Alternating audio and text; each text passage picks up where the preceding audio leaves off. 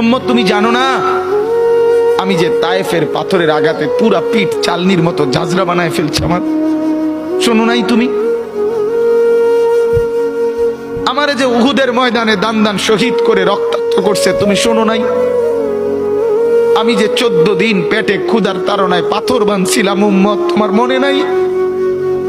একবারও শোনো নাই আমার ক্ষুধার কষ্ট, আমার পিঠের ব্যথা, আমার দাঁতের ব্যথা, আমার কাঁধে 2টা কড়া ঢুকে গেছে? উম্মত আমার ঘরে 3 মাস আল্লাহর নবীর স্ত্রী আয়েশা বলছে, আল্লাহর কসম উম্মত, নবীর স্ত্রী বলছে 3 মাস 3টা চাঁদ উঠছে ডুবছে, রাইনা হেলালান সুম্মা হেলালান সুম্মা হেলালান, 3 চাঁদ 3 মাসে নবীর 9 জন বিবির কারো ঘরে আম্মা জান আয়েশা বলে 1 ফোঁটা চুলায় আগুন জ্বলে নাই।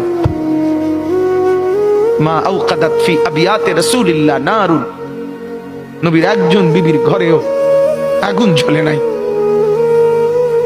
আল্লাহ নবীর স্ত্রী আয়েশা একদিন বলছিল নবীকে পিঠে হাত বুলাইয়া, ইয়া রাসূলুল্লাহ, স্বামী আপনার পিঠ ছিদ্র ছিদ্র কেন? পুরা পিঠ চালনির মতো ছিদ্র ছিদ্র কেন? আপনার কি ছোটবেলায় বসন্ত রোগ হয়েছিল, গোটা হয়েছিল?